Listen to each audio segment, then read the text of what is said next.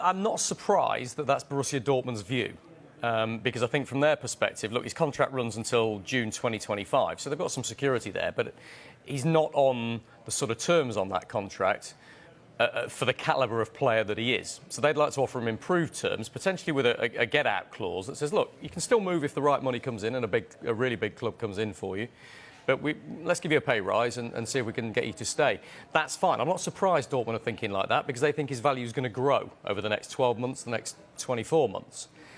Does Jude Bellingham want to do that? That's the key, because he's an incredibly ambitious young man. He has a family around him who are very driven and very down-to-earth, very grounded. His dad, a former police officer, a former non-league striker in the West Midlands, by the way, where he gets his footballing roots from.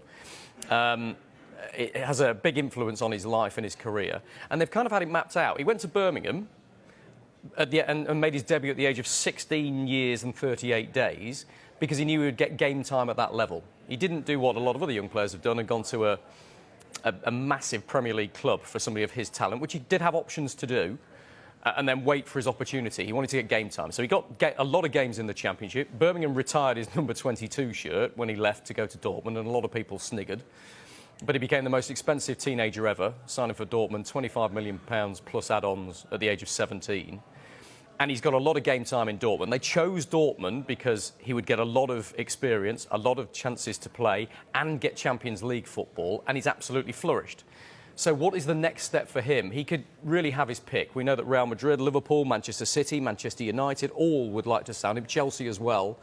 And you can probably add 100 million onto the £25 million that Dortmund paid.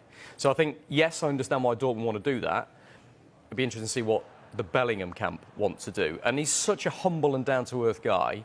I bumped into him after he scored England's opening goal at the World Cup, by the way, out in Qatar. I was in the England training camp. And he came up and gave me a massive hug. And I had to say, Jude, you're supposed to be socially distanced. We're supposed to go nowhere near you. I don't want to give you COVID. Not that I had COVID, but I don't want to risk giving you COVID and taking you out of the World Cup. But such is his enthusiasm. It's when you see him in that environment, you think, you're still a teenager, still only 19 years old. And you see him on the pitch, and he has been absolutely extraordinary for Dortmund. And he's arguably the first name on the England team sheet after Harry Kane, maybe Bukayo Saka and Jordan Pickford at the moment, because he's that influential. He's that good already at the age of 19. So everybody's going to want to buy him. He will have his pick. Yeah, but he is that young. Did you get the sense that actually you think, well, let's give it another year at Dortmund? He might do. He might do. And that's what we're not aware of, you see. We hear a lot from agents. We hear a lot, from what the clubs are saying about their interest in Jude Bellingham and from Borussia Dortmund clearly wanting to keep him. But we don't hear what he and his dad wants and the representatives around him. And they hold all the cards, don't they? He's under contract until 2025. We ought to point that out. But if he wanted to move, there would be plenty of people who were prepared to spend £120 million plus to sign Jude Bellingham.